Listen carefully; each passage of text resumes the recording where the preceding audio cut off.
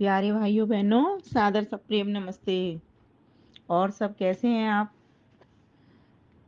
सब कुशल मंगल होंगे, आशा करती हूँ परमात्मा की कृपा से। प्यारे भाइयों बहनों, एक मेरे पास प्रश्न आया है कि बहन जी, हमने ये सुना है कि जो जटायु था वह गिद्ध था। क्या ये सही बात है?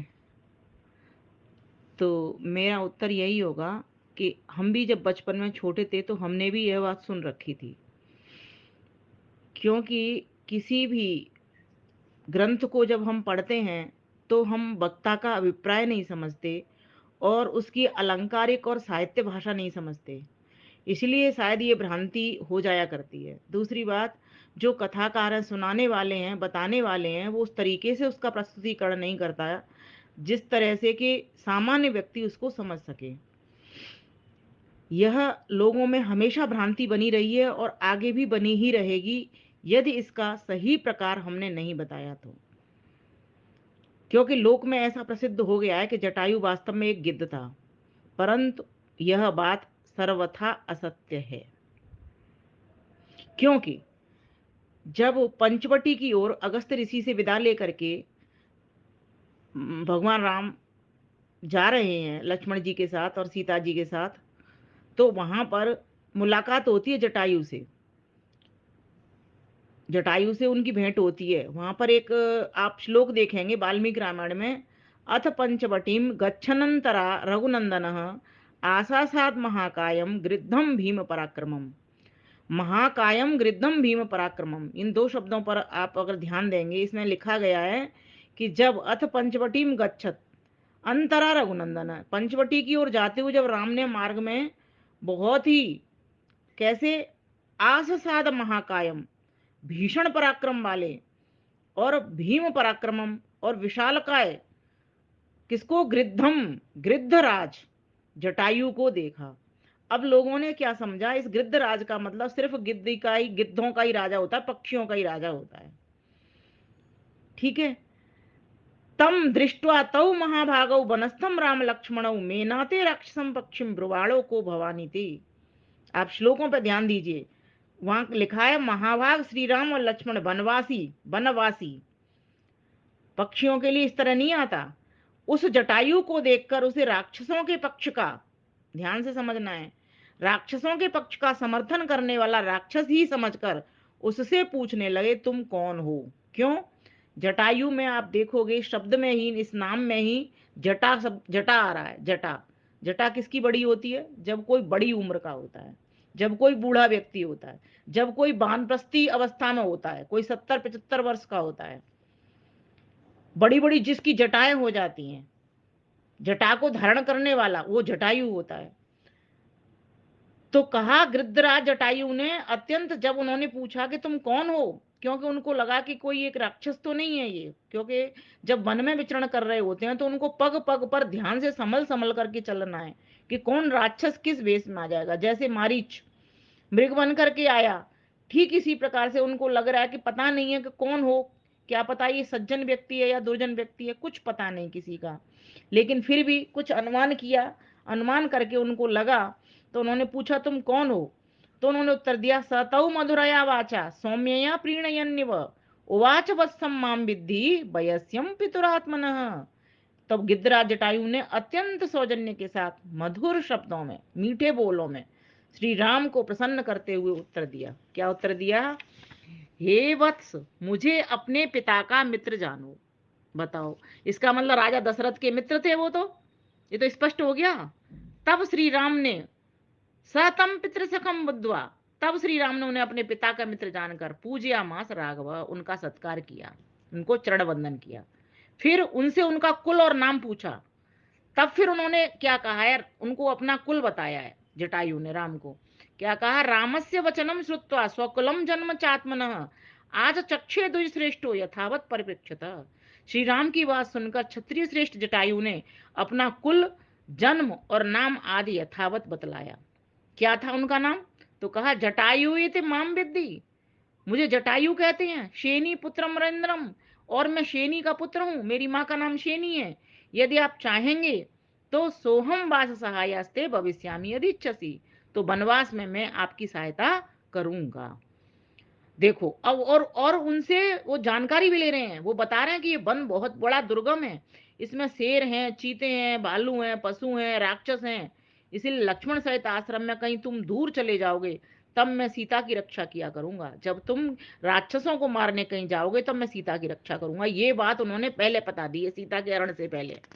अब ये बात श्री राम जी को पता थी, लक्ष्मण जी को पता थी, सीता जी को भी पता थी कि इस वन में और इस पंचवटी के पास, पंचवटी आश्रम में जब हम रहेंगे तो इससे ये जो बुजुर्ग व्यक्ति हैं, जो वानप्रस्थी व्यक्ति जटायु नाम के हैं, इनसे हम अपनी हेल्प ले लिया करेंगे, इनसे सारी बातों का पता कर लेंगे कि कैसी स्थान है, किस स्थान पर क्या है, किधर को राक्षस अधिक है, किधर को कम है, किधर को पशु अधिक है, किधर को। और होता ही है व्यक्ति को, जब व्यक्ति कहीं दूर देश में जाता है, उसको पता नहीं है वहां की चीजों का, तो किसी ऐसे अनुभवी व्यक्ति से वो पता करता है, किसी इंक्वायरी, जटायु मतलब इंक्वायरी, तो एक उनका ऐसा इंक्वायरी रूम में जटायु का मतलब कि जिससे वो सारी इंक्वायरी लेंगे, पता करेंगे, तो उसमें उनको सहायता मिलेगी, उनकी रक्षा होगी। तो जटायु कोई पक्षी नहीं है, आप इन पक्षियों से पूछ के देखो, किसी से बड़े से बड़े पक्षी को ले लो, गिद्ध पक्षी को पूछ के देखना, वो बताएगा कुछ? अपना अपना नाम पता कुल बताएगा? कुछ नहीं बताएगा। पक्षी की भाषा हम समझते हैं? कुछ नहीं समझते। पक्षियों की भाषा पक्षी जानते होंगे या ईश्वर जानता होगा, हम तो नहीं समझते।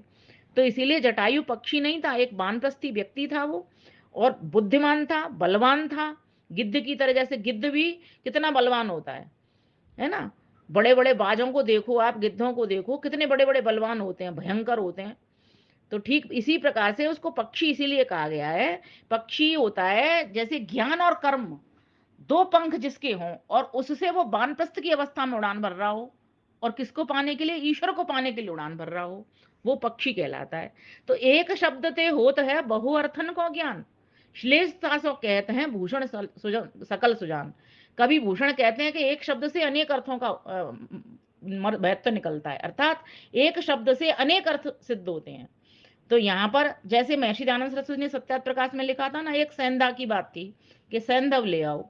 अगर कोई व्यक्ति खाना खा रहा है, उसने कहा सेंधव ले आओ मेरे लिए, तो उसको क्या ला के देना चाहिए? सेंधव के दो अर्थ होते हैं, एक घोड़ा होता है, एक नमक होता है।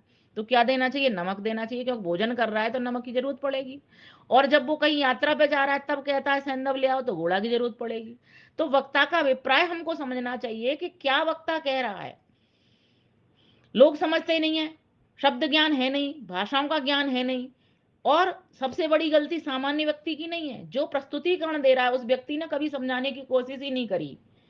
इसीलिए दुनिया भ्रम में जी रही है, भ्रांतियों में पड़ी हुई है, और उसको सही बोध नहीं हो। जब तक हमको सही चीज का नहीं पता होगा, तब तक हम उससे लाभ भी नहीं ले पाएंगे। महर्षि, वो उनको क्या नाम है, स्वामी जगदीश्वरानंद सरस्वती जी बहुत बढ़िया लिखते हैं। उन्होंने कहा है कि जटायोपस्य मामार्य ये मान मनात्वत, हे आर्य जटायु देखो, ये राक्षस मुझे अनाथ की भांति उठा के ले जा रहा है। आर्य विशेषण से ये सिद्ध होता है कि जटायु पक्षी नहीं था। किसने कहा? सीता जी ने, जब रावण हरण करके ले जा रहा था सीता जी का, तब जटायु को क्या कहती है? हे आर्य जटायु। अब आर्य क्या इन पक्षियों को कहा जाता है? गिद्धों को कहेंगे हम आर्य? आर्य तो भाई जो श्रेष्ठ, जिसके भीतर गुण होते हैं। श्रेष्ठ गुण किसके भीतर होते हैं? मनुष्यों के भीतर होते हैं। तो प्रश्न हो सकता है कि रामायण में उन्हें कहीं कहीं पक्षी कहा गया है, इसका क्या कारण है? इस शंका का समाधान तो तांड ब्राह्मण से हो जाता है। वहां पर कहा गया ये वही विद्वान सस्ते पक्षिणो, ये अविद्वान सस्ते पक्षा। जो विद्वान होते हैं वे पक्षी, और जो अविद्वान मूर्ख होते हैं वे पक्ष रहित होते हैं। देखो कितनी बढ़िया और भी व्याख्या कर दी स्वामी जगदीश्वरानंद सरस्वती ने। जटायु ने राजपाट अपने पुत्रों को सौंप दिया था, और वे परमात्मा की प्राप्ति के लिए संलग्न होकर वानप्रस्थियों का सा जीवन बिता रहे थे। अतः उन्हें पक्षी कहना उचित ही है। ज्ञान और कर्म उनके दो पक्ष थे, पक्ष अर्थात पंख थे, जिनसे उड़कर वे परमात्मा प्राप्ति का प्रयत्न कर रहे थे। वानप्रस्थियों की भांति उन्होंने अपनी बड़ी बड़ी जटाएं बढ़ाई हुई थी, इसलिए वे जटायु थे। अब बताइए, क्या ये जो विशेषण है ये आकाश में उड़ने वाले पक्षी की वाणी में घड़ सकते हैं? तो कभी नहीं। इसीलिए हम सभी को समझना चाहिए, जो राजा दशरथ के मित्र थे। और एक और बात है, जो गृद्धकूट था वहां पर, उसके वो भूतपूर्व राजा थे जटायु। ये स्पष्ट स्पष्ट वर्णन मिल रहा है। तो वहां के जब राजा थे और राजा दशरथ के मित्र थे, तो मनुष्य रूप में ही होंगे। पक्षी इसीलिए ही कहा गया है उनको कि जब वानप्रस्थी जब व्यक्ति होता है, बड़ी बड़ी जटाएं उसकी हो जाती हैं, वो तो उससे उनके स्वरूप से ही पता चल रहा है इस चीज का कि वो वानप्रस्थी थे, 70-75 की आयु के आसपास के थे। और उनको सारा पता था, क्योंकि जो जहाँ का निवासी होता है उसको सब पता है, और वहां के वो राजा रह चुके हैं, तो उनको सब पता है। तो सीता की सहायता के लिए, राम लक्ष्मण की सहायता के लिए गिद्ध जटायु ने वास्तव में सहायता ही की थी। उनकी अवस्था भी कितनी ऊपर जा रही थी, उनकी आयु भी कितनी ज्यादा हो रही थी, फिर भी जब रावण उसको हर के ले जा रहा था तो क्या कह रही थी, हे आर्य जटायु, आर्य संबोधन कर रही है वो। तो आर्य शब्द तो सिर्फ उन्हीं के लिए लगेगा, मनुष्यों के लिए, ये किसी पक्षी के लिए नहीं लगता। इसलिए हमको ये समझना चाहिए कि जटायु शब्द का जो प्रयोग है, इसका एक अर्थ सिर्फ पक्षी नहीं है, इसका अर्थ हमें वानप्रस्थी या सन्यासी जीवन से लेना चाहिए, या उस राजा से, क्षत्रिय राजा से लेना चाहिए, जो कि उस जंगल में पहले राजा रह चुके हैं, क्योंकि राजा तो होते ही क्षत्रिय हैं, और उनको सारा कुछ पता है कि इधर पशु हैं, इधर राक्षस हैं, इधर क्या क्या चीज है, तो वो हमारे लिए हेल्पफुल हो सकते हैं। जैसे मैंने पहले ही बताया आपको कि एक इंक्वायरी रूम होता है, वहां से लोग पूछते हैं कि कहाँ पर क्या है। ऐसे ही जटायु उस टाइम पर, वनवास के समय पर, जब राम लक्ष्मण सीता माता जा रहे हैं, तब उनसे बात कर, वार्तालाप कर रहे हैं, भेंट कर रहे हैं, उनसे पता ले रहे हैं उस ठिकाने का, तब जाकर के वो पंचवटी में फिर निवास करेंगे। और उन्हें लगेगा, इसीलिए वो लक्ष्मण को भी बोलते हैं, सीता को भी बोलते हैं कि जब तुम्हें जरूरत हो तो जटायु से तुम बात करके पता करते रहना। और जटायु ने खुद ही कहा है, जब हे राम तुम चले जाओगे, हे वत्स जब तुम चले जाओगे वनवास में, जब सीता मैया अकेली रहेंगी तो मैं, मेरे द्वारा वो सुरक्षित रहेंगी, मैं उनकी रक्षा करूंगा। तो ऐसा प्रकरण हमको ये वाल्मीकि रामायण में मिला है। आपका बहुत बहुत धन्यवाद प्रश्न पूछने के लिए। और जब आप प्रश्न करते हैं तो मेरी भी उत्सुकता बढ़ जाती है पढ़ने की, स्वाध्याय करने की और आपको बताने की। इसीलिए इस वीडियो को खूब साझा करें, लोगों को इस शुद्ध ज्ञान को पहुंचाएं। ये ठीक इसी तरह से बात है जैसे हनुमान जी को वानर कहा गया, जो वन में रहते हैं उनको वानर कहते हैं, सीधी बात है। और जिनके पास जटा है वो जटायु हैं। तो विशेषण है ये, तो विशेषण लग जाते हैं उस तरह से, लेकिन वक्ता का अभिप्राय समझना चाहिए, व्यक्ति को समझना चाहिए, वहां का कथानक समझना चाहिए कि किस लिए कही जा रही है बात, और क्यों कही जा रही है, और किसके लिए कही जा रही है, और किससे कही जा रही है। तो इस प्रकार से जब हम समझेंगे तो हमें सही मीनिंग पता लगेंगे, और फिर हम सही प्रस्तुतिकरण हम भी कर पाएंगे, किसी को सही बात बता भी पाएंगे। आपका बहुत बहुत धन्यवाद। नमस्ते जी।